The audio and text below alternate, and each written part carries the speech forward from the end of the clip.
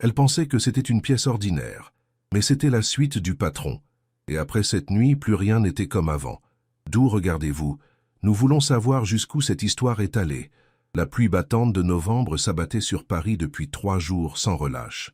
Amélie Dubois, trempée jusqu'aux os, courait dans les rues du 18e arrondissement, son sac à dos serré contre sa poitrine dans une tentative désespérée de protéger ses dernières possessions sèches.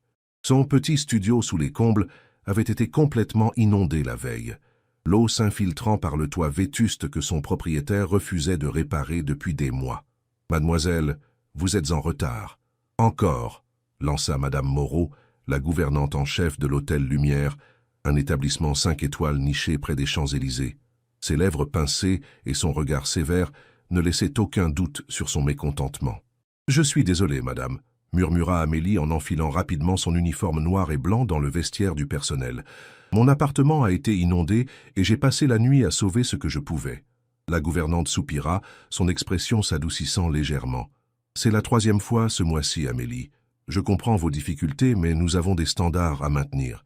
Monsieur Valois sera présent ce soir, et vous savez comment il est exigeant. » Elle consulta sa tablette. « Vous ferez les suites du 5e étage aujourd'hui, et comme vous êtes en retard, vous prendrez aussi le service de soir de Lucie qui est malade. » Amélie acquiesça silencieusement, ravalant sa frustration. Alexandre Valois, le propriétaire de la chaîne d'hôtels Lumière, était connu pour son perfectionnisme et son intransigeance. À 35 ans, ce jeune héritier avait transformé l'entreprise familiale en un empire du luxe international, à force de travail acharné et d'exigences implacables. La journée d'Amélie se déroula dans un brouillard d'épuisement. Entre les chambres à nettoyer, les demandes spéciales des clients et ses pensées qui revenaient constamment à son appartement inondé, elle avait l'impression de fonctionner en mode automatique. Où allait-elle dormir ce soir? Les quelques centaines d'euros sur son compte en banque ne suffiraient pas pour un nouvel appartement, et elle avait déjà épuisé la patience de ses rares amis à Paris en squattant leur canapé trop souvent. À 23 heures, après avoir terminé sa double journée, Amélie était à bout de force.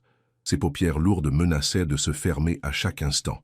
Dans le vestiaire désert, elle contempla son téléphone, espérant un miracle qui ne venait pas. Aucun message d'amis disponible pour l'héberger, aucune solution en vue. « Je vais juste me reposer un moment », se dit-elle en se dirigeant vers le 5e étage. Les suites présidentielles étaient toujours impeccables, préparées en avance pour les clients VIP. La suite 507 était prête pour un client qui devait arriver le lendemain matin. Personne ne saurait si elle y passait quelques heures pour reprendre des forces. Le luxe de la suite la frappa dès qu'elle y pénétra. Les murs recouverts de soie, le mobilier Louis XV authentique, le lit king-size avec ses draps en coton égyptien, un monde à l'opposé de son petit studio délabré. Amélie résista à l'envie de se laisser tomber immédiatement sur le lit somptueux. Elle prit une douche rapide dans la salle de bain en marbre, savourant l'eau chaude sur sa peau pour la première fois de la journée. Enveloppée dans un peignoir moelleux, elle s'allongea sur le lit, promettant à elle-même de se reposer seulement 1 heure ou 2 avant de partir chercher un abri pour la nuit. La douceur du matelas l'enveloppa comme un nuage, et malgré sa résistance, le sommeil la submergea instantanément. Ce qu'Amélie ignorait, c'est que la suite 507 n'attendait pas un client ordinaire, mais Alexandre Valois lui-même, qui avait décidé de passer la nuit dans son propre hôtel après une journée de réunions épuisantes à Paris, et il arrivait bien plus tôt que prévu. Alexandre Valois détestait les imprévus. Son monde fonctionnait selon un ordre précis, minutieusement orchestré par une armée d'assistants et de managers. Mais ce soir-là, après avoir quitté prématurément un dîner d'affaires particulièrement assommant, il n'avait prévenu personne de son arrivée anticipée à l'hôtel. Il traversa le hall désert à grandes enjambées, saluant d'un bref signe de tête le réceptionniste de nuit qui se redressa brusquement à sa vue. Sa silhouette imposante, habillée d'un costume sur mesure gris anthracite, inspirait un respect mêlé de crainte à ses employés. Le jeune homme lui tendit rapidement la carte magnétique de la suite présidentielle, évitant soigneusement son regard perçant. « Tout est en ordre, monsieur Valois. La suite a été préparée selon vos instructions. » Alexandre hocha la tête sans répondre et se dirigea vers l'ascenseur privatisé. À 35 ans, il portait déjà le poids de l'empire hôtelier familial sur ses épaules, avec une assurance presque intimidante. Ses traits réguliers, encadrés par des cheveux noirs soigneusement coiffés, reflétaient la fatigue d'une journée de négociation interminable. Dans l'ascenseur, il desserra légèrement sa cravate en soupirant. Ces derniers temps, le succès avait un goût de plus en plus amer.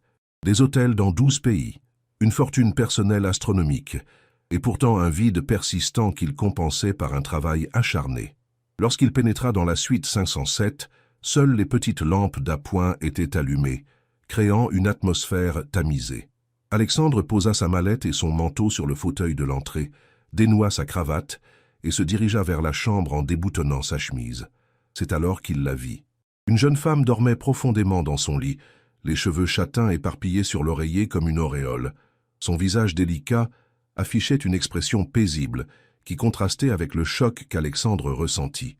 Il resta figé sur place, partagé entre la colère et une étrange fascination. Son premier réflexe fut d'appeler la sécurité. Qui était cette intruse? Comment avait-elle pu accéder à sa suite?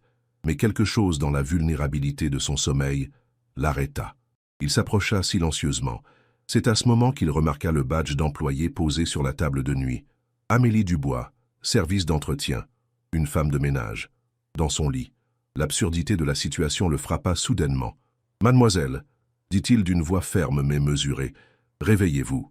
Amélie émergea lentement du sommeil, ses yeux s'ouvrant avec difficulté. La première chose qu'elle vit fut un homme grand et imposant qui la regardait avec intensité. La réalisation la frappa comme un coup de tonnerre. Elle se redressa brusquement, le peignoir glissant légèrement sur son épaule. « Oh mon Dieu !» murmura-t-elle, mortifiée. Puis, reconnaissant le visage qu'elle avait vu dans tant de magazines économiques et sur les photos accrochées dans le hall de l'hôtel, elle pâlit. « Monsieur Valois, pourriez-vous m'expliquer, demanda-t-il avec un calme inquiétant, ce que vous faites exactement dans ma suite ?» Amélie se leva précipitamment, rajustant le peignoir autour d'elle. Ses joues brûlaient de honte, mais contre toute attente, ce n'est pas la peur qui dominait dans ses yeux, mais une sorte de dignité blessée. « Je suis profondément désolée, monsieur, » dit-elle, la voix tremblante mais déterminée. « Mon appartement a été inondé hier. J'ai fait une double journée et je n'avais nulle part où aller. J'ai pensé que cette suite était libre jusqu'à demain matin. » Alexandre l'observa attentivement. Il était habitué à ce que les gens baissent les yeux devant lui, qu'ils s'écrasent ou se confondent en excuses pathétiques. Mais cette jeune femme, malgré son embarras évident, le regardait droit dans les yeux. Cette franchise inattendue le désarçonna. « Vous réalisez que je pourrais vous faire renvoyer immédiatement ?» dit-il, surpris par sa propre curiosité, plutôt que par la colère qu'il aurait dû ressentir. « Oui, je le sais, » répondit Amélie, rassemblant son courage. « Et je comprendrai votre décision. Mais sachez que j'aime mon travail et que je suis normalement très professionnel. Ce soir était une exception due à des circonstances exceptionnelles. » Un silence s'installa entre eux, lourd de non-dits et de possibilités inexplorées. Alexandre contempla cette femme qui, malgré sa situation précaire, conservait une dignité qui le fascinait. Il y avait quelque chose de rafraîchissant dans sa franchise, une qualité rare dans son monde rempli de faux semblants. « Habillez-vous » dit-il finalement en se dirigeant vers la porte. « Puis rejoignez-moi dans le salon, nous devons parler. » Amélie resta immobile, stupéfaite. Elle n'était pas renvoyée sur le champ. Tandis qu'Alexandre quittait la chambre, elle réalisa que cette nuit allait peut-être changer le cours de sa vie pour le meilleur ou pour le pire. Assise dans le salon somptueux de la suite présidentielle, Amélie lissa nerveusement son uniforme qu'elle avait remis à la hâte. Face à elle, Alexandre Valois préparait 2 tasses de thé avec des gestes précis, comme s'il accomplissait un rituel. Le silence entre eux était ponctué uniquement par le tintement délicat de la porcelaine fine. « Depuis combien de temps travaillez-vous pour moi, mademoiselle Dubois ?» demanda-t-il finalement, en lui tendant une tasse de thé. « 3 ans, monsieur, » répondit Amélie, surprise par cette question. Elle accepta la tasse avec précaution, consciente que la porcelaine qu'elle tenait valait probablement 1 mois de son salaire. Alexandre s'installa dans le fauteuil face à elle, son regard analytique l'évaluant avec une intensité déconcertante. Et avant cela, j'ai travaillé comme serveuse dans un café près de Montmartre pendant mes études de gestion à l'université. J'ai dû arrêter après 2 ans, faute de moyens. Amélie se demandait où il voulait en venir avec ces questions, mais elle sentait qu'il valait mieux être honnête. Pourquoi ne pas avoir sollicité une bourse? Amélie esquissa un sourire sans joie. J'ai essayé, mais je n'étais pas assez brillante pour les bourses au mérite et pas assez pauvre pour les aides sociales. Cette zone grise entre les deux est plus peuplée qu'on ne le pense. Alexandre hocha la tête, comme si cette réponse confirmait quelque chose qu'il avait déjà deviné. Il se leva et se dirigea vers la baie vitrée qui offrait une vue imprenable sur Paris illuminé. La pluie avait cessé, laissant place à une nuit claire où la tour Eiffel scintillait au loin. « J'ai un problème, mademoiselle Dubois, » dit-il sans se retourner. « Et vous pourriez être la solution. » Amélie fronça les sourcils, inquiète de la tournure que prenait cette conversation. « Mon assistante personnelle est partie en congé maternité la semaine dernière, et sa remplaçante vient de m'informer qu'elle a accepté un poste plus avantageux ailleurs. Je me retrouve donc sans personne pour gérer mon quotidien, ce qui est problématique. » Il se retourna pour l'observer. « Madame Moreau m'a toujours vanté votre efficacité et votre discrétion, et j'ai pu constater ce soir que vous êtes capable d'initiative, même si celle-ci était quelque peu inappropriée. » Amélie rougit, mais garda son calme. « Que proposez-vous exactement, monsieur Valois ? » ?»« Un arrangement temporaire. J'ai besoin d'une assistante personnelle pour les 3 prochains mois, jusqu'au retour de madame Laurent, et vous avez besoin d'un logement. » Il fit un geste vers la fenêtre. « Je possède un appartement dans le 7e arrondissement qui n'est pas utilisé actuellement. Vous pourriez y loger pendant que vous travaillez pour moi. » Amélie le regarda avec méfiance. « Quelles seraient mes fonctions, exactement ? » ?»« Essentiellement ce que vous faites déjà, entretenir mon environnement. Mais au lieu de nettoyer des chambres d'hôtel anonymes, vous vous occuperiez de mon appartement personnel à Paris et de ma maison à Neuilly. Vous géreriez également mon agenda quotidien, mes repas, ma garde-robe. Je ne suis pas une femme de chambre personnelle, » l'interrompit Amélie avec une audace qui la surprit elle-même. Alexandre leva un sourcil, visiblement peu habitué à être interrompu. « Non, vous êtes femme de ménage dans mon hôtel. Je vous offre une promotion, mademoiselle Dubois. Le salaire serait naturellement adapté à vos nouvelles responsabilités. » Il s'approcha d'elle, une lueur indéchiffrable dans le regard. « Voyez cela comme une opportunité, pour nous deux. » Amélie sentit une tension étrange s'installer entre eux. Elle pesait rapidement le pour et le contre. D'un côté, elle avait désespérément besoin d'un logement et d'argent pour se reconstruire après l'inondation. De l'autre, travailler aussi étroitement avec cet homme intimidant semblait risqué, même si elle ne parvenait pas à identifier clairement pourquoi. « Vous n'êtes pas obligé de répondre immédiatement, » ajouta Alexandre en consultant sa montre. « Mais je dois avoir une réponse avant demain midi. En attendant, » il sortit une carte magnétique de sa poche et la posa sur la table basse. « Vous pouvez utiliser la chambre 412. Elle est libre pour la nuit. » Amélie observa la carte, puis releva les yeux vers lui, surprise par cette concession inattendue. « Merci, monsieur Valois. »« Ne me remerciez pas encore, mademoiselle Dubois, » dit-il avec un demi-sourire qui transforma momentanément son visage sévère. « Si vous acceptez ma proposition, vous découvrirez que je suis un employeur exigeant. »« Je m'en doute, » répondit-elle en se levant. Alors qu'elle se dirigeait vers la porte, il ajouta « Une dernière chose, mademoiselle Dubois. » Elle se retourna, attendant la suite. « Pourquoi ne pas avoir appelé la sécurité quand je vous ai trouvé ?» Ça aurait été la réaction logique. Amélie réfléchit un instant avant de répondre. « Parce que j'ai vu dans vos yeux que vous étiez plus intrigué que furieux, et j'ai toujours préféré la curiosité à la colère. » Sur ces mots, elle quitta la suite, laissant derrière elle un Alexandre Valois pensif. Pour la première fois depuis longtemps, quelqu'un avait réussi à le surprendre, et cette sensation oubliée était étrangement plaisante. À 8 heures précises le lendemain matin, Amélie frappa à la porte de la suite présidentielle, le cœur battant mais l'esprit clair. Elle avait passé une grande partie de la nuit à réfléchir, pesant chaque option qui s'offrait à elle.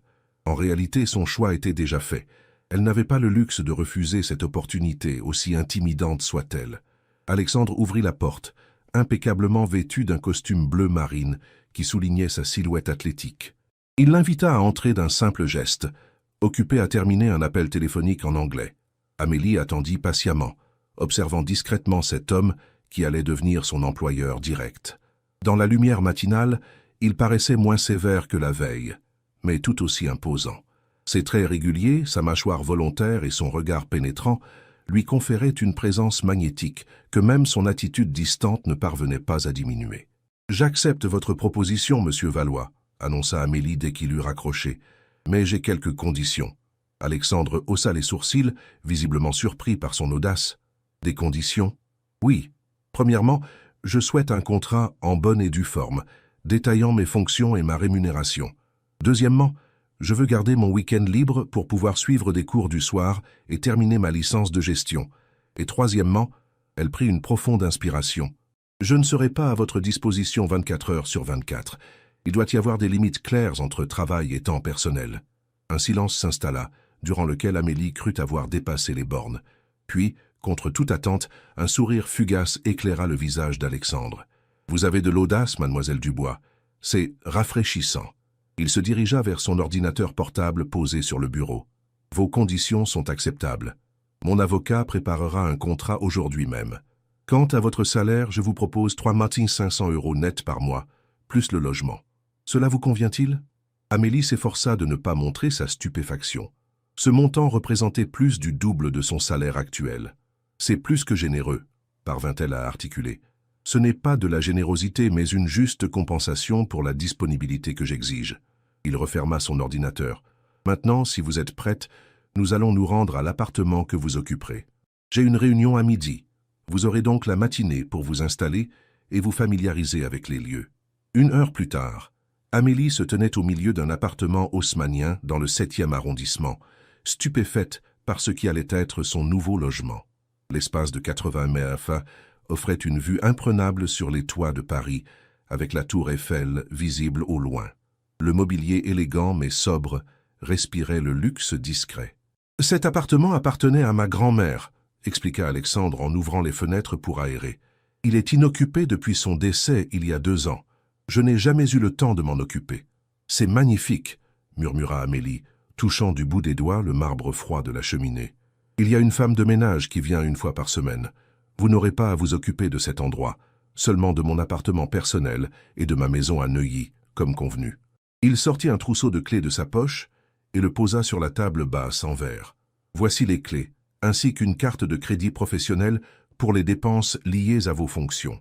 Je vous enverrai mon planning chaque semaine et ma secrétaire au bureau vous briefera sur les détails administratifs cet après-midi. » Amélie acquiesça, encore sous le choc de ce changement radical dans sa vie. « Une dernière chose, » ajouta Alexandre en se dirigeant vers la porte. « Ne confondez pas cet arrangement avec autre chose, mademoiselle Dubois. C'est strictement professionnel. »« Je n'ai jamais pensé autrement, monsieur Valois, » répondit Amélie, légèrement offensée par cette mise au point qu'elle jugeait inutile. Il la fixa un instant, comme s'il cherchait à déchiffrer quelque chose dans son expression. « Bien, je vous attends à mon appartement à 14 heures. Voici l'adresse. » Il lui tendit une carte de visite. « Ne soyez pas en retard. » Après son départ, Amélie s'assit sur le canapé luxueux, essayant d'assimiler tout ce qui venait de se passer. En l'espace de 24 heures, elle était passée de sans-abri à locataire d'un appartement haussmannien, avec un salaire qu'elle n'aurait jamais osé espérer. C'était comme un conte de fées moderne, mais elle n'était pas dupe. Alexandre Valois n'était pas un prince charmant. C'était un homme d'affaires calculateur qui avait vu en elle une solution pratique à son problème. Et elle avait fait de même. Cet arrangement leur convenait à tous les deux pour des raisons différentes. En explorant l'appartement, Amélie découvrit une garde-robe remplie de vêtements féminins élégants de différentes tailles, visiblement jamais portés. Un post-it était collé sur l'une des portes. « Pour votre usage professionnel. AV. » Elle caressa du bout des doigts un tailleur gris perle qui semblait exactement à sa taille. Alexandre Valois avait pensé à tout, anticipant même ses besoins vestimentaires pour son nouveau rôle. Cette attention aux détails était impressionnante, mais aussi légèrement inquiétante. Amélie choisit le tailleur gris et une blouse en soie crème pour son premier jour de travail. Alors qu'elle se préparait, elle se regarda dans le miroir en pied de la chambre principale. « Dans quoi t'es-tu embarquée, Amélie Dubois ?» murmura-t-elle à son reflet. La jeune femme qui lui rendait son regard semblait déjà différente, plus assurée mais aussi plus prudente. Elle savait qu'elle venait de franchir une porte vers un monde inconnu et qu'il serait difficile de revenir en arrière. Je vais continuer avec les chapitres 5 et 6 de l'histoire. L'appartement personnel d'Alexandre Valois, au dernier étage d'un immeuble art déco, près du parc Monceau, était à l'image de son propriétaire, impeccablement organisé, élégant et froid. Des lignes épurées, des tons neutres, des œuvres d'art contemporain soigneusement sélectionnées, tout semblait calculé pour impressionner plutôt que pour accueillir. « Bienvenue dans mon espace personnel », annonça Alexandre, en guidant Amélie à travers le vaste séjour. « Vous serez responsable de l'entretien général, de la gestion des repas quand je suis présent et de la coordination avec les différents services, pressing, livraison, etc. » Amélie observait attentivement, notant mentalement chaque détail. L'appartement était magnifique mais semblait à peine habité. Pas de photos personnelles, pas d'objet trahissant une passion ou un hobby, rien qui ne révèle l'homme derrière le milliardaire. « Voici mon bureau », continua-t-il en ouvrant une double porte en bois sombre. « C'est une zone privée. Vous n'y entrerez que lorsque j'y suis présent, ou sur ma demande express. » La pièce contrastait avec le reste de l'appartement par son atmosphère plus chaleureuse. Des murs tapissés de livres, un imposant bureau en acajou, et seule touche personnelle qu'Amélie avait aperçue jusqu'alors, une photo encadrée d'Alexandre enfant avec un couple élégant. Ses parents, supposa-t-elle. « Je comprends », acquiesça-t-elle, impressionnée malgré elle par la bibliothèque qui couvrait un mur entier. Elle remarqua plusieurs classiques français qu'elle aimait elle-même. « Vous appréciez la littérature ?» demanda Alexandre, surprenant Amélie par cette question inattendue. « Oui, beaucoup », répondit-elle. « C'était mon échappatoire quand j'étais enfant. » Il l'observa avec une curiosité nouvelle. « Votre échappatoire ?» Amélie hésita, peu habituée à partager des détails personnels, surtout avec un homme comme lui. « J'ai grandi dans une petite ville près de Lyon, dans une famille modeste. Les livres m'ont ouvert des mondes que je n'aurais jamais pu explorer autrement. » Alexandre hocha la tête, comme s'il comprenait parfaitement ce sentiment. Un moment de connexion inattendue s'installa entre eux, fugace, mais réel. « Venez, » dit-il en rompant ce moment. « Je vais vous montrer le reste. » La visite se poursuivit, professionnelle et efficace. Alexandre lui expliqua ses habitudes, ses préférences, ses horaires souvent chaotiques. Amélie prenait des notes dans un petit carnet, déterminée à exceller dans ce nouveau rôle. « Des questions ?» demanda-t-il finalement, après lui avoir montré la cuisine équipée de matériel professionnel qu'il utilisait rarement. « Oui, comment prenez-vous votre café le matin ?» Cette question simple sembla le désarçonner momentanément. « Noir, fort, sans sucre. Et vos allergies alimentaires ? Aucune. Préférence vestimentaire particulière pour le pressing ? » Alexandre la regarda avec une expression indéchiffrable. « Vous êtes méthodique, mademoiselle Dubois. »« J'essaie d'être efficace, monsieur Valois. »« C'est appréciable. » Il consulta sa montre. « Je dois partir pour une réunion. Vous trouverez mon planning de la semaine sur la tablette dans le tiroir de l'entrée. Le code est 2 minutes en 10. Commencez par organiser les dossiers selon le système que vous jugerez le plus efficace. Nous ferons le point ce soir. » Après son départ, Amélie se retrouva seule dans cet appartement impersonnel. Elle se mit immédiatement au travail, découvrant progressivement la vie cliniquement organisée d'Alexandre Valois à travers son planning surchargé, ses dossiers impeccables, et son absence totale de vie sociale en dehors des obligations professionnelles. Tout en triant des documents, elle réalisa à quel point leur monde était différent. Elle, qui avait grandi dans la chaleur d'une famille modeste mais aimante, qui valorisait les relations humaines au-dessus de tout, se retrouvait à travailler pour un homme qui semblait avoir érigé des murs impénétrables autour de lui. En fin d'après-midi, alors qu'elle organisait méthodiquement les dossiers dans le bureau, son téléphone vibra. Un message d'un numéro inconnu. « Dîner à l'appartement ce soir, 20 heures. Faites livrer quelque chose de simple. AV. » Amélie sourit malgré elle. Simple. Pour un homme comme lui, que signifiait simple? Elle prit l'initiative de commander chez un traiteur italien qu'elle connaissait dans le quartier. Des pâtes fraîches aux truffes et une salade composée. Rien d'extravagant, mais délicieux. À 19h45, tout était prêt. La table dressée avec élégance mais sans ostentation, le vin, un Bourgogne qu'elle avait trouvé dans sa cave, respirait dans un décanteur, et l'appartement avait été subtilement réorganisé pour paraître plus accueillant. Elle avait déplacé quelques objets, ajouté des coussins sur le canapé en cuir austère et placé un bouquet de fleurs fraîches sur la console de l'entrée. Lorsqu'Alexandre rentra à 20h05, il s'arrêta net dans l'entrée, surpris par ces changements subtils.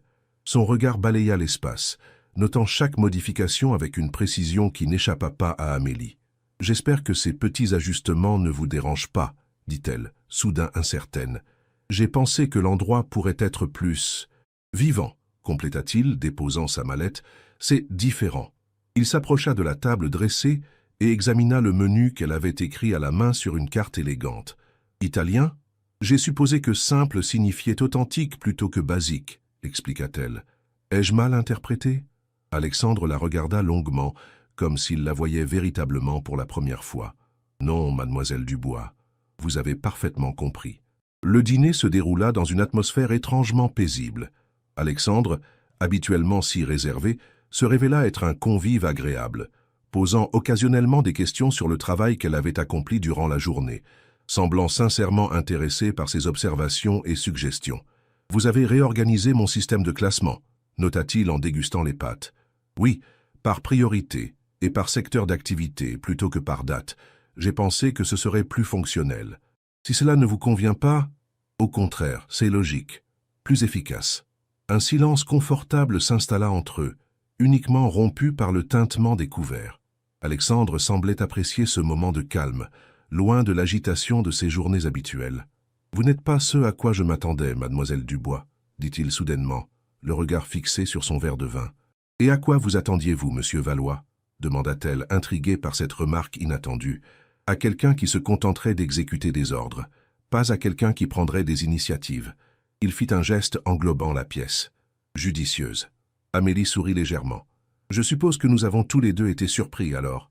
Alexandre leva un sourcil interrogateur. « Je m'attendais à un patron tyrannique et impitoyable, » expliqua-t-elle avec une franchise qui la surprit elle-même, pas à quelqu'un qui apprécie la simplicité. Leurs regards se croisèrent, et pour la première fois, Amélie entrevit une fissure dans l'armure d'Alexandre Valois, une lueur d'humanité dans ses yeux habituellement si impénétrables. Ce moment de connexion, aussi bref soit-il, lui confirma que derrière le masque du milliardaire implacable se cachait un homme bien plus complexe qu'il ne voulait le laisser paraître, et cela, plus que tout le luxe qui l'entourait désormais, éveilla sa curiosité. 3 semaines s'écoulèrent durant lesquelles Amélie s'adapta progressivement à sa nouvelle vie. Ses journées suivaient un rythme intense, mais étrangement satisfaisant. Le matin, elle préparait l'appartement avant l'arrivée d'Alexandre, organisait ses rendez-vous, gérait sa correspondance personnelle. L'après-midi, elle l'accompagnait parfois lors de ses déplacements ou restait à l'appartement pour coordonner divers aspects de sa vie quotidienne. Les soirs où il rentrait, ils dînaient souvent ensemble, dans un mélange de professionnalisme et de camaraderie tacite qui s'était développé entre eux. Ce mardi matin, Amélie préparait le café d'Alexandre lorsqu'il sortit de sa chambre, habillé avec son élégance habituelle, mais le visage tendu. « Mauvaise nuit » demanda-t-elle en lui tendant sa tasse. « Cauchemar » répondit-il laconiquement, avalant une gorgée de café. « Mon agenda d'aujourd'hui ? Réunion avec les investisseurs japonais à 9 heures, déjeuner avec M. Lefebvre à 13 heures, puis visite du chantier du nouvel hôtel dans le 16e à 15 heures, énuméra-t-elle. « J'ai repoussé votre rendez-vous chez le dentiste à jeudi comme vous me l'aviez demandé. » Alexandre hocha la tête, impressionné par son efficacité comme toujours. « Et vous, votre inscription à l'université ?» Cette question la surprit.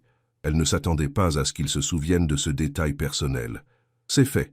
Les cours du soir commencent la semaine prochaine, mercredi et vendredi. » « Bien. » Il posa sa tasse vide. « N'oubliez pas que nous avons le gala de charité ce soir. Je passerai vous prendre à 19 heures. » Amélie se figea. « Pardon ? Le gala de la Fondation Valois pour les enfants défavorisés, c'est dans mon agenda depuis des semaines. » « Oui, mais je pensais que vous y alliez seul. Je n'ai rien préparé, je n'ai pas de tenue appropriée, et j'ai besoin de vous là-bas pour gérer certains aspects logistiques, » coupa-t-il. « Quant à la tenue, je me suis permis de faire livrer quelque chose. Vous le trouverez dans votre appartement ce soir. » Avant qu'elle ne puisse protester davantage, son téléphone sonna. Il répondit et quitta l'appartement avec un bref signe de tête en guise de au revoir, la laissant désemparée. Le soir venu, Amélie contemplait avec stupéfaction la robe suspendue dans sa chambre, une création haute couture en soie bleu nuit, sobre mais indéniablement élégante. À côté, une paire d'escarpins et une pochette assortie complétaient l'ensemble. Un petit mot accompagnait le tout, pour ce soir, AV. Elle effleura le tissu luxueux, partagé entre l'émerveillement et le malaise. Cette robe valait probablement plusieurs mois de son ancien salaire. Qu'Alexandre l'ait choisie personnellement rendait la situation encore plus troublante. À 19 heures précises, la sonnette de son appartement retentit.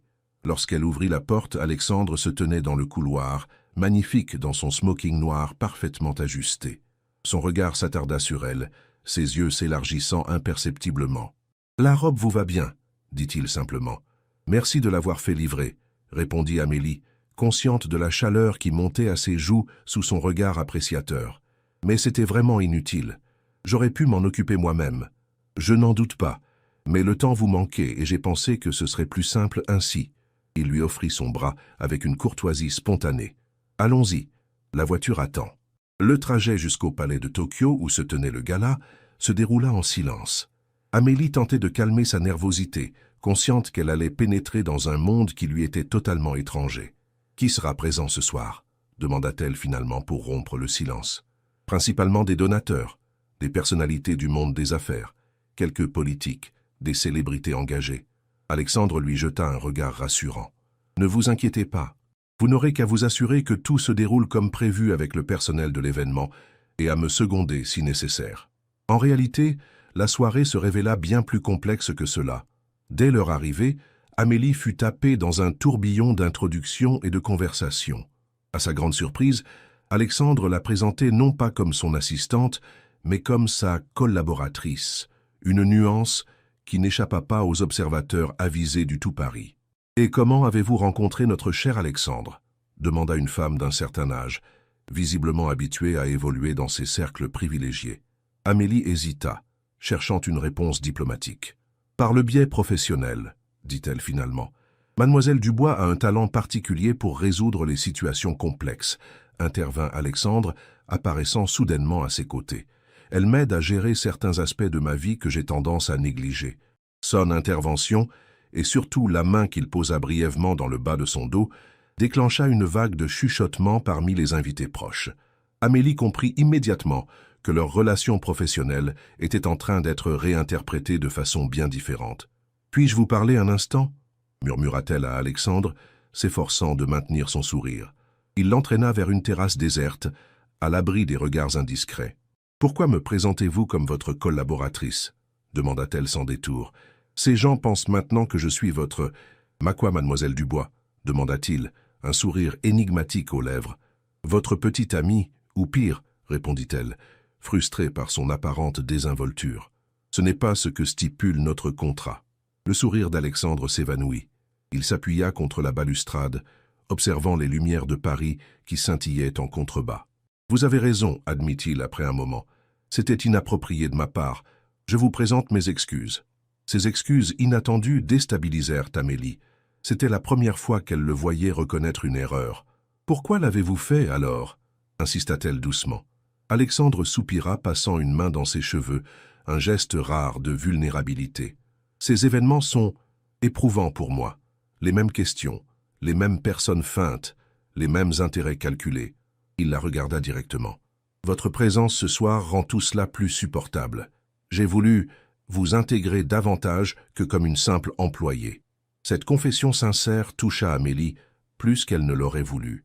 Pour la première fois, elle entrevoyait la solitude qui semblait habiter cet homme entouré pourtant de tant de monde. « Je comprends, » dit-elle finalement. « Mais à l'avenir, je préférerais que nous restions clairs sur la nature de notre relation. Pour éviter les malentendus. »« Bien sûr, » acquiesça-t-il. Puis, après une pause, « Vous savez, la plupart des gens ne m'auraient pas parlé ainsi. Je ne suis pas la plupart des gens, monsieur Valois. »« Non, en effet. Et c'est précisément pourquoi votre présence est rafraîchissante. » Ils restèrent un moment sur la terrasse partageant un silence étrangement confortable. Puis Alexandre consulta sa montre. « Je dois prononcer un discours dans 10 minutes.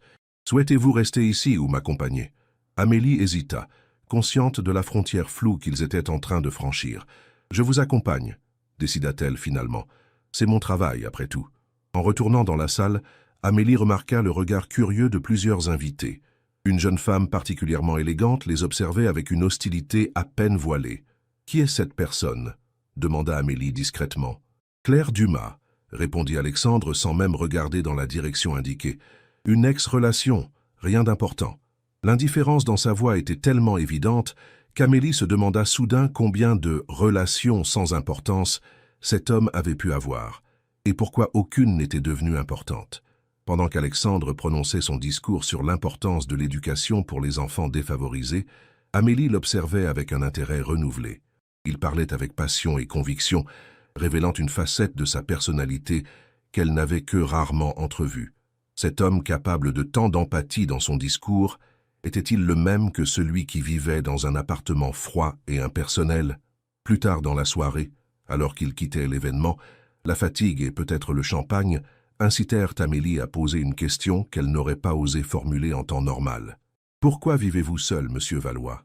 Dans la pénombre de la voiture, elle vit sa mâchoire se contracter légèrement. « Parce que c'est plus simple ainsi, » répondit-il finalement. « Simple n'est pas toujours synonyme de satisfaisant, » observa-t-elle doucement. Alexandre tourna son visage vers elle, une vulnérabilité inhabituelle dans son regard. Non, mais c'est plus sûr. Cette réponse énigmatique resta suspendue entre eux pendant le reste du trajet. Lorsque la voiture s'arrêta devant l'immeuble d'Amélie, Alexandre descendit pour lui ouvrir la portière, un geste de galanterie qu'il n'avait jamais eu auparavant. « Merci pour ce soir », dit-il alors qu'ils se tenaient face à face sur le trottoir. « Votre présence a été précieuse. » Amélie sourit, touchée par cette sincérité inattendue. « Bonne nuit, monsieur Valois. » Alors qu'elle s'apprêtait à rentrer, il la retint doucement par le bras. « Alexandre, dit-il, quand nous ne sommes pas en situation professionnelle, vous pouvez m'appeler Alexandre. » Ce simple mot, son prénom, semblait marquer un tournant dans leur relation. Une barrière venait de tomber, révélant un territoire inconnu qu'Amélie n'était pas sûre d'être prête à explorer. « Bonne nuit, Alexandre, » murmura-t-elle finalement, avant de disparaître dans l'immeuble, le cœur battant d'une émotion qu'elle se refusait encore à nommer. Le mois d'octobre parisien apportait ses soirées fraîches et ses journées aux couleurs dorées. Depuis le gala, quelque chose avait changé entre Amélie et Alexandre. Une familiarité prudente s'était installée, faite de petits gestes quotidiens et de conversations qui dépassaient progressivement le cadre strictement professionnel. Amélie avait repris ses études du soir comme prévu, jonglant habilement entre ses responsabilités auprès d'Alexandre et ses cours de gestion. À sa surprise, il s'était montré non seulement accommodant, mais réellement intéressé par son parcours, lui posant régulièrement des questions sur ses cours et ses projets d'avenir. Ce vendredi soir, Amélie rentrait tard de l'université. Plutôt que de se rendre directement à son appartement, elle passa par celui d'Alexandre pour déposer des documents importants qu'il devait signer pour le lundi suivant.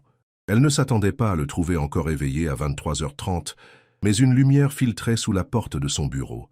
Elle frappa doucement et, n'obtenant pas de réponse, entr'ouvrit légèrement la porte. Alexandre était endormi sur son bureau, la tête posée sur ses bras croisés, plusieurs dossiers éparpillés autour de lui.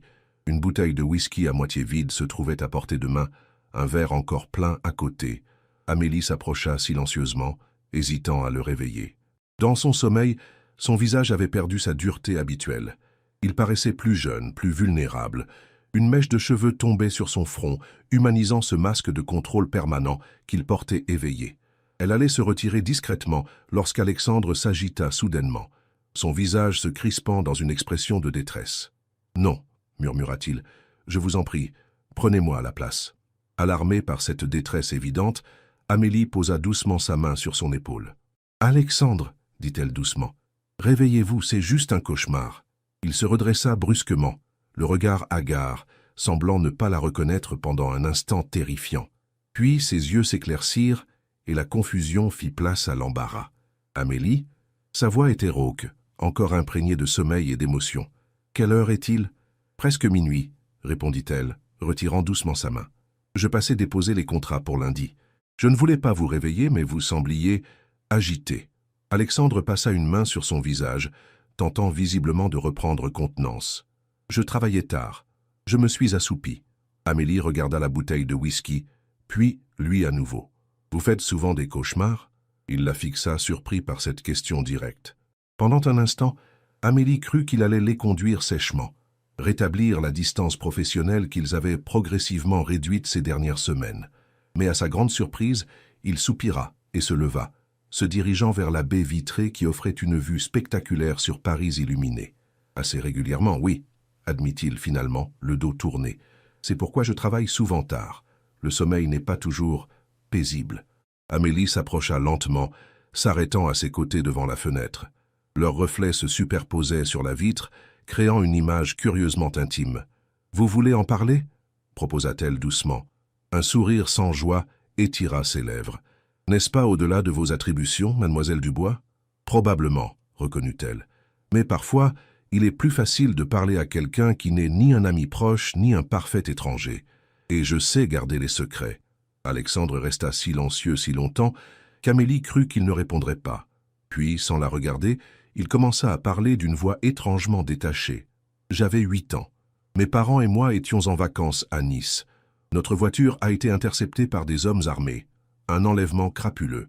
Nous avons été séquestrés pendant 4 jours. » Il fit une pause, son regard fixé sur un point invisible dans la nuit. Le 3e jour, ils ont commencé à s'impatienter. La rançon n'arrivait pas assez vite à leur goût, alors ils ont décidé de motiver mon grand-père. Amélie sentit son cœur se serrer, devinant la suite. Ils ont dit qu'ils allaient me couper un doigt et l'envoyer comme preuve de leur détermination. Mon père s'est interposé, il a proposé qu'ils prennent le sien à la place. Sa voix devint à peine audible. Ils ont accepté. Ma mère hurlait. Je ne comprenais pas tout, mais je savais que c'était ma faute. « Ce n'était pas votre faute, » murmura Amélie horrifiée. « Vous étiez un enfant. »« Logiquement, je le sais, » répondit-il. Émotionnellement, c'est une autre histoire. Il se tourna enfin vers elle, ses yeux reflétant une douleur ancienne, mais toujours vive. La rançon est arrivée le lendemain. Nous avons été libérés, physiquement du moins. Et vos parents ? Demanda-t-elle doucement. Ils ont essayé de surmonter ça, vraiment essayé. Mais certaines blessures ne guérissent jamais complètement. Mon père a développé une dépendance aux analgésiques, puis à l'alcool. Ma mère s'est réfugiée dans le travail caritatif, comme pour expier une culpabilité qui n'était pas la sienne. Ils sont morts dans un accident de voiture quand j'avais 20 ans. Mon père conduisait. Il avait bu. Amélie résista à l'impulsion de le toucher, de lui offrir un réconfort physique qu'il n'était probablement pas prêt à accepter. Au lieu de cela, elle resta simplement à ses côtés, offrant sa présence silencieuse. « C'est pour ça que vous avez créé la Fondation pour les enfants défavorisés, » comprit-elle soudain, « pour continuer l'œuvre de votre mère. » Alexandre acquiesça. « Et pour essayer de donner un sens à tout ça, pour que d'autres enfants aient une chance que je n'ai pas eue, celle de grandir sans que leur innocence ne soit brisée trop tôt. » Ils restèrent côte à côte, contemplant la ville endormie. Amélie comprenait maintenant tant de choses, son besoin de contrôle, sa réticence à s'attacher, les murs qu'il avait érigés autour de lui comme une forteresse contre la douleur. « Merci, » dit-elle simplement. Il la regarda, intrigué. « Pourquoi ? Pour m'avoir fait confiance, pour avoir partagé ça avec moi. » Un silence confortable s'installa entre eux, chargé d'une nouvelle compréhension mutuelle. Puis Alexandre consulta sa montre et sembla revenir à la réalité. « Il est tard. Vous devriez rentrer. »« Vous avez raison, » acquiesça-t-elle, comprenant qu'il avait besoin de solitude pour traiter ce moment de vulnérabilité inhabituelle. « Les contrats sont sur votre bureau. Ils n'ont pas besoin d'être signés avant lundi. » Alors qu'elle se dirigeait vers la porte, sa voix l'arrêta. « Amélie ?» Elle se retourna. C'était la première fois qu'il l'appelait par son prénom dans un contexte professionnel. « Oui ? Demain, c'est samedi. Vous êtes libre. Mais accepteriez-vous de m'accompagner quelque part ?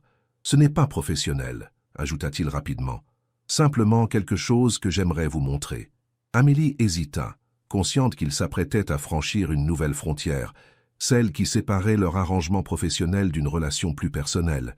Mais après ce qu'ils venaient de partager, comment refuser ? « D'accord, » dit-elle finalement. « À quelle heure ? Je passerai vous prendre à 10 heures.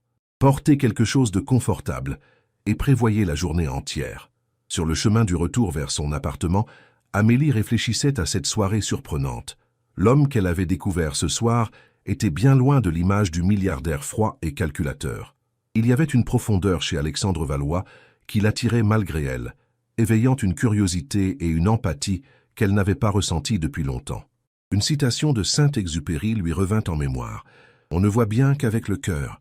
L'essentiel est invisible pour les yeux. » Peut-être commençait-elle seulement à voir l'essentiel d'Alexandre Valois. 10 heures sonnaient à l'horloge lorsqu'Amélie descendit les marches de son immeuble. Contrairement à ses habitudes, Alexandre ne l'attendait pas dans une berline luxueuse avec chauffeur, mais au volant d'une Citroën DS Vintage, d'un bleu profond. La vision était si inattendue qu'elle s'arrêta net. « Bonjour », dit-il en sortant pour lui ouvrir la portière, vêtu d'un simple jean et d'un pull gris clair qui adoucissait considérablement son apparence habituelle. « Bonjour », répondit-elle, ne cachant pas sa surprise.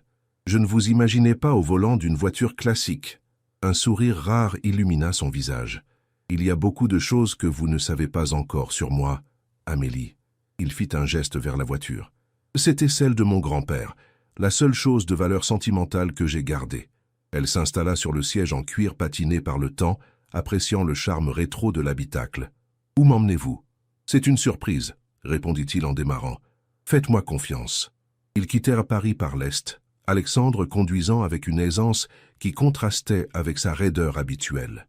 Amélie l'observait discrètement, notant combien il semblait différent aujourd'hui, plus détendu, presque ordinaire. « Vous conduisez souvent ?» demanda-t-elle alors qu'il prenait à l'autoroute. « Rarement à Paris.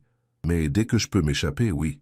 C'est l'une des rares choses qui me permet de déconnecter. » Ils conversèrent aisément pendant le trajet, évitant tacitement les sujets professionnels. Alexandre lui posa des questions sur son enfance près de Lyon, ses études interrompues, ses rêves. Amélie fut surprise de découvrir qu'il l'écoutait vraiment, avec une attention sincère qu'elle n'avait jamais remarquée chez lui auparavant. Après environ 1 heure, ils quittèrent l'autoroute pour s'engager sur des routes de campagne sinueuses. Les paysages de la Champagne défilaient autour d'eux, vignobles aux couleurs automnales, petits villages de pierres calcaires, forêts dorées par l'automne. « C'est magnifique », murmura Amélie, hypnotisée par cette beauté simple qu'elle avait rarement l'occasion d'admirer. « Vous aimez la campagne ?» demanda Alexandre, lui jetant un bref regard. « J'ai grandi en périphérie de Lyon, assez près des champs. Mes parents m'emmenaient souvent en promenade le dimanche. » Elle sourit au souvenir. « C'est l'une des choses qui me manquent le plus à Paris. L'espace, le silence. » Alexandre hocha la tête, semblant comprendre parfaitement. Paris peut être étouffante, brillante mais épuisante. Ils s'arrêtèrent dans un petit village dont le nom, Auvillers, évoquait vaguement quelque chose à Amélie. Alexandre la guida à travers les ruelles pavées jusqu'à une petite place où se dressait une abbaye. « C'est ici que Dom Pérignon a mis au point la méthode champenoise, » expliqua-t-il, un lieu historique, mais peu touristique. Ils visitèrent l'abbaye, Alexandre se révélant un guide surprenamment érudit. Puis il l'emmena déjeuner dans une auberge discrète où, à sa grande surprise, le propriétaire l'accueillit comme un vieil ami. « Vous venez souvent ici ?» demanda-t-elle, alors qu'il s'installait à une table près de la cheminée. « Quelques fois par an, quand j'ai besoin de respirer. » Il fit un geste englobant l'endroit. « Personne ne me connaît ici, ou du moins, personne ne fait cas de qui je suis. C'est reposant. » Le repas fut simple mais délicieux. Terrine maison, coq au vin, tarte aux pommes encore tiède. Ils partagèrent une bouteille de champagne local, conversant avec une aisance qui surprenait Amélie. Loin de Paris, loin de leurs rôles respectifs, ils découvraient une complicité inattendue. « Pourquoi m'avoir amené ici ?» osa-t-elle demander alors qu'ils terminèrent leur café. Alexandre la regarda longuement, comme s'il cherchait lui-même la réponse. « Après hier soir, je voulais vous montrer une partie de moi que peu de gens connaissent. Une sorte de remerciement, je suppose. Vous n'aviez pas à me remercier. Je sais. » Il hésita, puis ajouta « Peut-être voulais-je simplement partager ce lieu avec quelqu'un qui saurait l'apprécier. » Après le déjeuner, ils reprirent la route, s'enfonçant plus profondément dans la campagne champenoise. Alexandre s'arrêta finalement devant une propriété isolée, une maison de pierre du XVIIIe siècle, entourée de vignes et d'un jardin à l'anglaise légèrement sauvage. « Qu'est-ce que c'est ?» demanda Amélie, intriguée. « Ma maison. Du moins, c'est ainsi que je la considère. Mon appartement à Paris n'est qu'un lieu de passage, fonctionnel. » Il sortit une clé ancienne de sa poche. « Venez. » L'intérieur était à l'opposé de son appartement parisien, chaleureux, authentique, avec des meubles anciens, des livres partout et des objets qui racontaient une histoire. Des photos de famille que jamais elle n'aurait imaginé qu'il conservait. Des souvenirs d'enfance. Une vie entière qu'il gardait cachée de tous. « C'était la maison de mes grands-parents », expliqua-t-il en la guidant à travers les pièces. « Après leur décès, j'ai failli la vendre. Puis j'ai réalisé que c'était le seul endroit où j'avais encore des souvenirs heureux. » Dans le salon, il s'arrêta devant une photo encadrée, un petit garçon souriant entre un homme à l'allure distinguée et une femme d'une beauté classique. Mes parents et moi, avant. Amélie observa la photo avec émotion.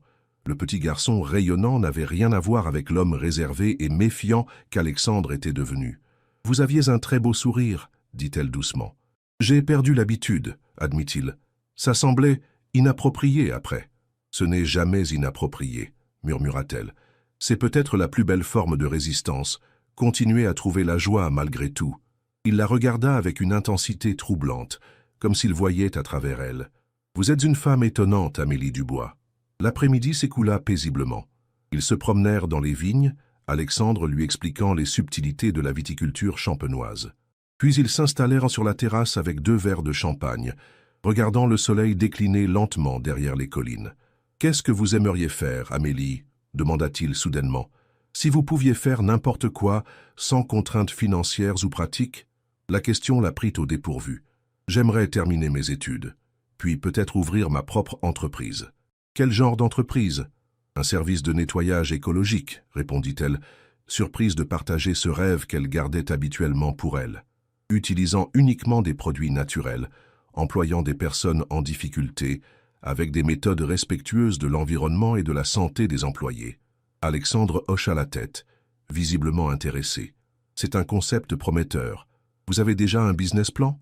Des ébauches, admit-elle. Mais c'est un projet à long terme. D'abord, je dois terminer ma licence puis économiser suffisamment. Vous y arriverez, dit-il avec une conviction qui la toucha. Vous avez la détermination nécessaire. Le soleil avait presque disparu lorsqu'Alexandre consulta sa montre à regret. Nous devrions rentrer si nous voulons être à Paris avant minuit. Sur le chemin du retour, Amélie somnolait légèrement, bercée par le mouvement de la voiture et fatiguée par cette journée riche en émotions.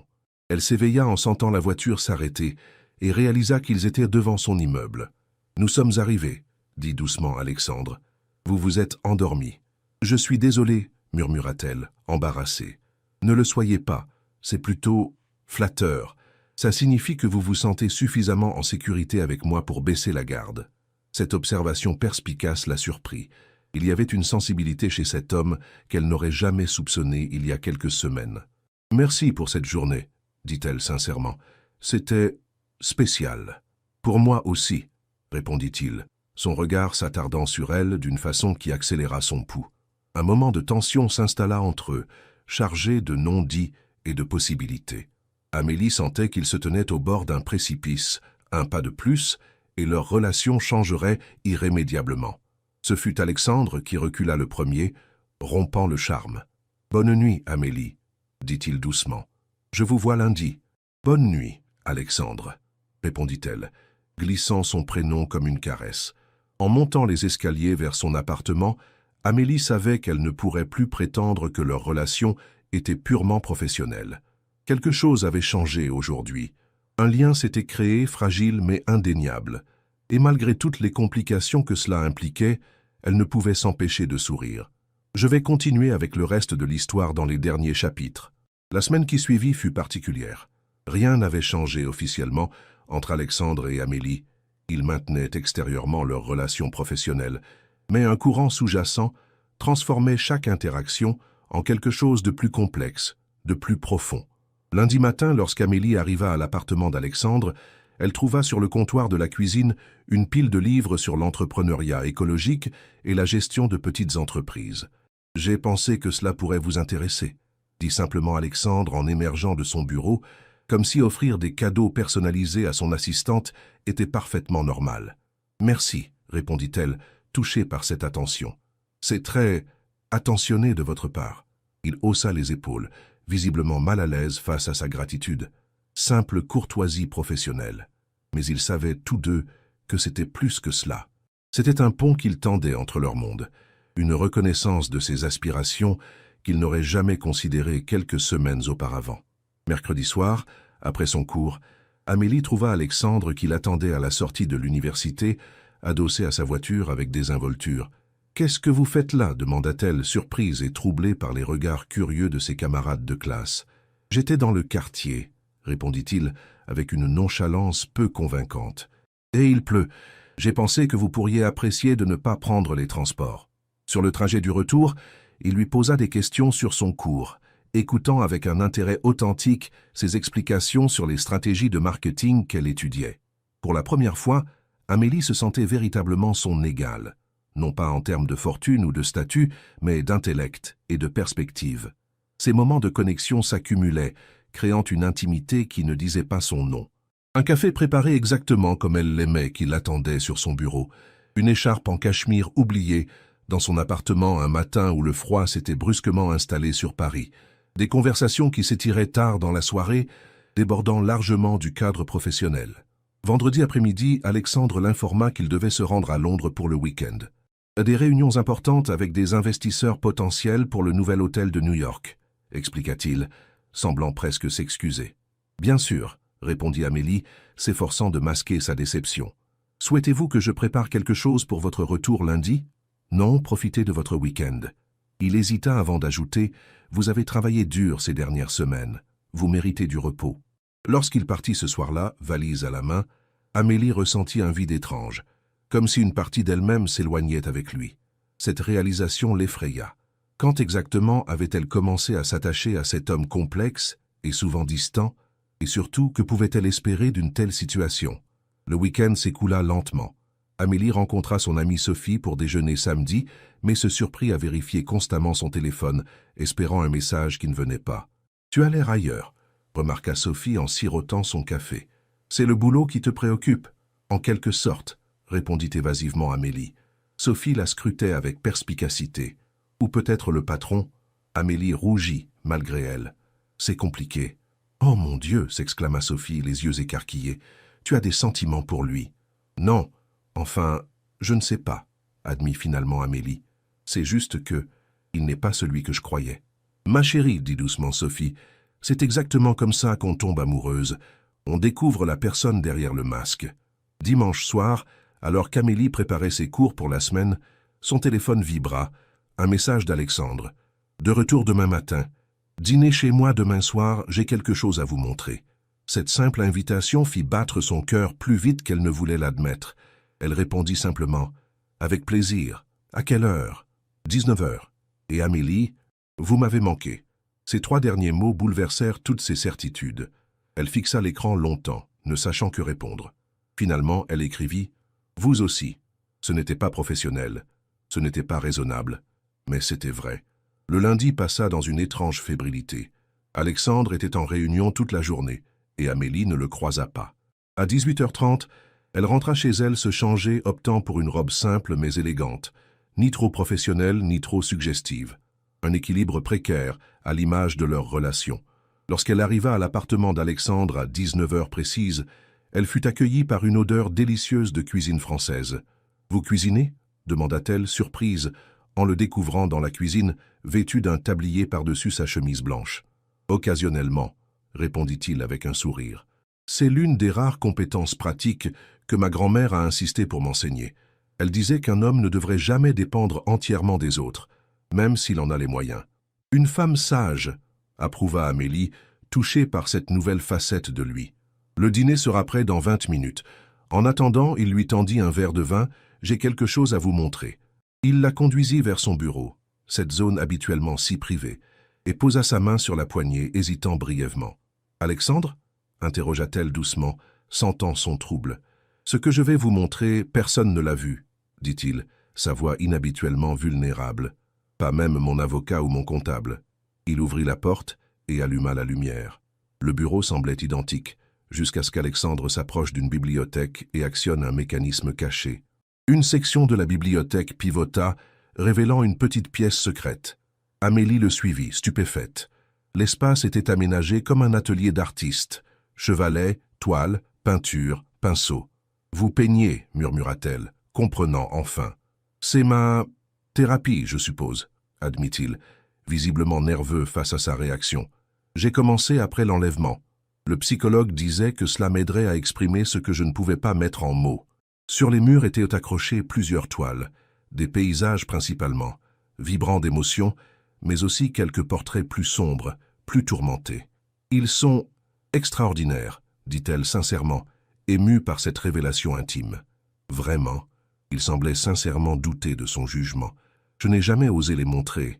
Dans mon monde, ce genre de vulnérabilité est perçu comme une faiblesse. »« La vulnérabilité n'est pas une faiblesse, Alexandre, » murmura-t-elle en s'approchant de lui. « C'est peut-être la forme de courage la plus pure qui soit. » Il la regarda intensément, comme s'il cherchait à déceler la vérité dans ses yeux. Puis, lentement, il leva la main pour effleurer sa joue, un geste d'une tendresse qu'elle n'aurait jamais associé à cet homme quelques semaines plus tôt. « Pourquoi me montrer cela maintenant ?» demanda-t-elle, le cœur battant. « Parce que vous avez vu à travers moi dès le début, » répondit-il simplement. « Et parce que je ne veux plus me cacher. Pas avec vous. » Le moment suspendu entre eux fut interrompu par la sonnerie du minuteur dans la cuisine. Alexandre s'écarta légèrement, comme à regret. Le dîner est prêt. Le repas fut exquis. Magret de canard, purée de pommes de terre à la truffe, haricots verts croquants. Ils parlèrent de Londres, de ses réunions, mais aussi d'art, de littérature, de leurs enfances respectives, construisant pas à pas des ponts entre leurs mondes. Au dessert, une tarte tatin maison, Alexandre posa une question qui changea tout. « Amélie, seriez-vous intéressée par un investissement dans votre future entreprise ?» Elle reposa sa fourchette, surprise. Pardon? J'ai réfléchi à votre concept d'entreprise de nettoyage écologique. C'est viable, innovant et socialement responsable. Je serai prêt à investir pour vous aider à démarrer une fois vos études terminées. Amélie le regarda, méfiante malgré elle. Pourquoi feriez-vous cela? Professionnellement?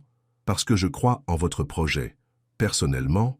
Il hésita, puis plongea son regard dans le sien. Parce que je crois en vous. Le silence s'étira entre eux, lourd de signification. Si j'acceptais, dit-elle finalement, ce serait strictement professionnel. Un investissement normal avec des termes clairs. Bien sûr. Et cela n'aurait rien à voir avec quoi que ce soit d'autre entre nous. Alexandre soutint son regard. Et y a-t-il quelque chose d'autre entre nous, Amélie? La question flotta dans l'air, impossible à ignorer désormais. Amélie sentit son cœur s'accélérer. Je ne sais pas, admit-elle honnêtement. Je sais seulement que ça ne devrait pas être le cas. Je travaille pour vous. Nous venons de mondes différents. Et vous? Vous n'êtes pas exactement connu pour les relations durables. Un sourire triste effleura ses lèvres, touché, mais peut-être que je n'avais simplement pas trouvé la bonne personne. Il se leva et s'approcha d'elle, lui tendant la main. « Venez ». Il la conduisit sur la terrasse, où les lumières de Paris s'étendaient à leurs pieds comme un tapis d'étoiles. La nuit était douce pour novembre, une légère brise agitant les cheveux d'Amélie. « Quand je vous ai trouvé dans mon lit cette nuit-là, » commença-t-il, « j'étais furieux, puis intrigué, puis fasciné. Vous avez fait irruption dans ma vie ordonnée et contrôlée comme un élément imprévisible. Et pour la première fois depuis longtemps, j'ai commencé à me sentir vivant. » Il se tourna vers elle, abandonnant toute prétention. « Je ne suis pas doué pour cela, Amélie. Les sentiments, les relations. J'ai passé la majeure partie de ma vie à me protéger, à garder les autres à distance. Mais avec vous, je veux essayer, si vous le voulez aussi. » Amélie sentit des larmes lui piquer les yeux, émue par cette confession inattendue. « Ce ne sera pas facile, » murmura-t-elle. « Nos vies sont si différentes. Je sais. » Il prit doucement sa main. « Mais peut-être que c'est précisément ce dont nous avons besoin tous les deux. Quelqu'un qui nous montre un monde différent du nôtre. » Dans la douceur de la nuit parisienne, sur cette terrasse suspendue entre ciel et terre, Amélie prit sa décision. Elle se hissa sur la pointe des pieds et, délicatement, posa ses lèvres sur celles d'Alexandre. Ce premier baiser fut tendre, presque timide, chargé de promesses et d'incertitudes. Lorsqu'ils se séparèrent, Alexandre la regarda avec une intensité bouleversante. « Je ne peux pas vous promettre d'être parfait, » dit-il doucement. « Mais je vous promets d'essayer chaque jour d'être meilleur. C'est tout ce que je demande, » répondit-elle en souriant à travers ses larmes. « Essayez, ensemble. » Cette nuit-là, enlacés sur la terrasse sous le ciel étoilé de Paris, ils savaient que leur histoire ne faisait que commencer, avec tous ses défis, ses complications, mais aussi ses infinies possibilités. Une histoire née d'un hasard, d'une erreur qui avait conduit une jeune femme déterminée dans le lit d'un homme qui ne croyait plus au bonheur. Une erreur qui finalement s'avérait être le début d'un chemin vers la guérison pour eux deux. 6 mois plus tard, le printemps parisien était à son apogée, les marronniers en fleurs, les terrasses de café pleines, une douceur de vivre qui semblait imprégner chaque rue, chaque place. Dans un petit amphithéâtre de l'université, Amélie écoutait le doyen annoncer les noms des diplômés. Amélie Dubois, licence de gestion, avec mention très bien. Elle monta sur l'estrade, le cœur battant, pour recevoir son diplôme. Dans le public, au 3e rang, Alexandre l'observait avec une fierté non dissimulée. À côté de lui, les parents d'Amélie applaudissaient à tout rompre, leur joie simple et sincère contrastant avec l'élégance discrète de l'homme d'affaires. Ces 6 mois avaient été intenses, transformateurs. Après leur premier baiser sur la terrasse, Amélie et Alexandre avaient dû naviguer dans les eaux complexes de leur nouvelle relation. D'abord, la question professionnelle. Amélie avait insisté pour quitter son poste d'assistante personnelle, malgré les protestations d'Alexandre. « Je ne peux pas être votre employée et votre compagne », avait-elle argumenté. « C'est malsain, et cela créerait toujours un déséquilibre entre nous. » Elle avait accepté de continuer à vivre dans l'appartement du 7e arrondissement, mais avait commencé à travailler à temps partiel dans un cabinet de conseil en développement durable, gagnant une indépendance qu'elle jugeait essentielle à leur relation. Puis il y avait eu les défis personnels, les cauchemars d'Alexandre qui le réveillaient parfois en sueur, les moments où il se refermait sur lui-même, incapable de communiquer, sa tendance au contrôle, née de traumatismes profonds, les insécurités d'Amélie face au monde privilégié dans lequel il évoluait, ses doutes sur sa légitimité dans cet univers de luxe et de pouvoir. Mais il y avait eu aussi les moments de pure joie. Alexandre l'avait emmené en week-end à Rome, où ils avaient déambulé comme de simples touristes, s'embrassant devant la fontaine de Trévi. Amélie l'avait présenté à ses parents, qui l'avaient accueilli avec une chaleur simple, qui l'avait d'abord désarçonné, puis profondément touché. Et surtout, jour après jour, ils avaient appris à s'ouvrir l'un à l'autre. Alexandre avait commencé une thérapie, quelque chose que j'aurais dû faire il y a 20 ans, avait-il reconnu.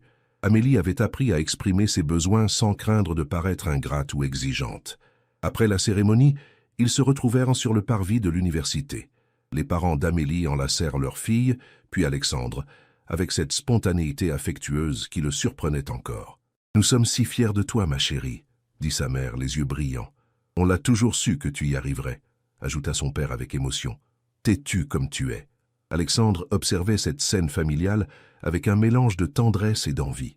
Amélie s'en aperçut et glissa sa main dans la sienne, le ramenant dans leur cercle d'amour. « Nous allons fêter ça au restaurant que j'ai réservé, » annonça Alexandre. « Ensuite, si vous êtes d'accord, j'aimerais vous montrer quelque chose. » Après un déjeuner joyeux dans un restaurant étoilé, où les parents d'Amélie, d'abord intimidés, s'étaient finalement détendus grâce aux efforts d'Alexandre pour les mettre à l'aise, il les conduisit tous vers un quartier animé du 11e arrondissement. « Où nous emmènes-tu » demanda Amélie intriguée. « Une surprise » répondit-il avec ce demi-sourire qu'elle adorait.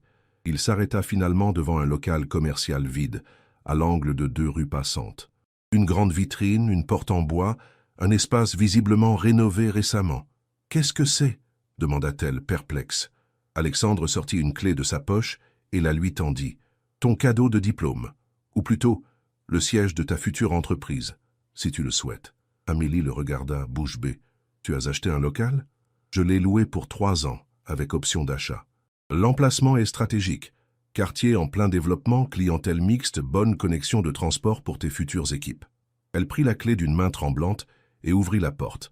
L'intérieur était spacieux, lumineux, avec un bureau séparé au fond et un espace qui pourrait servir de laboratoire pour ses produits écologiques. « C'est parfait, » murmura-t-elle, émue aux larmes. « Il y a plus, » dit doucement Alexandre. Il lui tendit une enveloppe. « Les documents pour ton investissement de démarrage, comme nous en avions discuté. Tout est légal, transparent, avec les termes que nous avions définis ensemble. » Les parents d'Amélie observaient la scène, comprenant progressivement la portée de ce qui se passait. « Tu vas vraiment créer ton entreprise » demanda sa mère, émue. « Apparemment, oui, » répondit Amélie, encore sous le choc. Elle se tourna vers Alexandre. « C'est beaucoup trop. »« Non, » dit-il fermement. « C'est exactement ce que tu mérites. Tu as travaillé si dur pour ce moment, Amélie. Je veux juste t'aider à franchir le pas. Le reste, le succès, la croissance, ce sera entièrement ton œuvre. » Les yeux brillants, Amélie fit le tour de ce qui serait bientôt son entreprise, EcoClean, comme elle l'avait imaginé pendant des années. Ses doigts effleurèrent les murs, son esprit déjà plein de plans, d'idées, de projets. « Il y a une condition cependant, » ajouta Alexandre. Elle se retourna soudain méfiante. « Laquelle ? Que tu embauches un comptable compétent dès le début. Je refuse de venir te sauver si tu te noies dans les chiffres, » plaisanta-t-il. Elle rit, soulagée. « Promis. » Ce soir-là, après avoir raccompagné ses parents à la gare, Amélie et Alexandre rentrèrent à l'appartement qu'ils partageaient désormais dans le 7e arrondissement. Elle avait progressivement transformé ce lieu, y apportant chaleur et personnalité. Des livres, des plantes, des photos, des couleurs. L'élégance froide avait cédé la place à un confort chaleureux qui reflétait leur union. Sur la terrasse, sous les étoiles devenues leur refuge, Alexandre prit sa main. « Je suis fier de toi », dit-il simplement. « Non pas pour ton diplôme ou pour l'entreprise que tu vas créer, mais pour la personne que tu es. Tu m'as appris à vivre à nouveau, Amélie, à espérer, à croire que le bonheur est possible, même après la tempête. » Elle serra sa main émue par cette déclaration venant d'un homme qui, 6 mois plus tôt, aurait été incapable d'exprimer ainsi ses sentiments. « Nous avons encore beaucoup à apprendre l'un de l'autre, » répondit-elle doucement, « et j'ai hâte de découvrir tout ce que la vie nous réserve. » Alexandre acquiesça, puis son expression devint plus sérieuse. « J'ai réfléchi à quelque chose ces derniers temps. »« Quoi donc ?»« À l'avenir.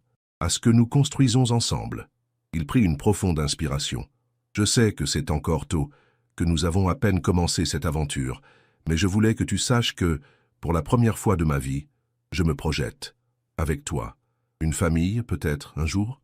Une vie partagée. Amélie sentit son cœur se gonfler de tendresse. Pour Alexandre, ces mots représentaient un pas immense. Lui qui avait passé sa vie à se protéger parlait maintenant de construire, de s'engager, de créer. « J'aimerais ça », murmura-t-elle. « Mais pas tout de suite. D'abord, j'ai une entreprise à lancer. Et toi, tu as encore quelques démons à apprivoiser. » Il sourit, admirant comme toujours sa franchise. « Pas à pas, alors ?»« Pas à pas », confirma-t-elle, se blottissant contre lui. Au-dessus d'eux, la tour Eiffel s'illumina soudain, ses lumières scintillantes embrasant le ciel parisien. Un spectacle qu'ils avaient observé des dizaines de fois, mais qui ce soir semblait porteur d'une promesse nouvelle, celle d'un avenir qu'ils construiraient ensemble, jour après jour, défi après défi, avec patience et détermination. Une histoire née par hasard, dans le lit d'un patron millionnaire où une jeune femme pauvre s'était endormie par erreur. Une erreur qui avait mené à une rencontre, puis à une compréhension, et finalement à cet amour qui les transformait tous deux, les rendant plus forts, plus complets, plus humains. Enlacés sur leur terrasse, ils savaient que leur chemin ne serait pas toujours facile. Deux mondes différents qui continuaient de s'apprivoiser, de s'adapter l'un à l'autre. Mais ils savaient aussi qu'ils avaient trouvé dans cette collision improbable de leur vie quelque chose de rare et précieux, une seconde chance, un nouveau départ. Et pour la première fois, Alexandre Valois croyait pleinement au bonheur. Non pas comme un concept abstrait ou un privilège réservé aux autres, mais comme une réalité tangible qu'il touchait du doigt chaque jour dans les bras de cette femme extraordinaire qui avait osé voir au-delà de ses murs jusqu'au cœur blessé qui battait en lui. Une fille pauvre avait dormi par erreur dans le lit de son patron millionnaire et il l'avait voulu pour toujours. Mais la vraie histoire était bien plus profonde, celle d'une femme qui avait appris à un homme à vivre à nouveau et d'un homme qui avait donné à une femme les ailes pour réaliser ses rêves. Leur histoire, leur avenir, ensemble.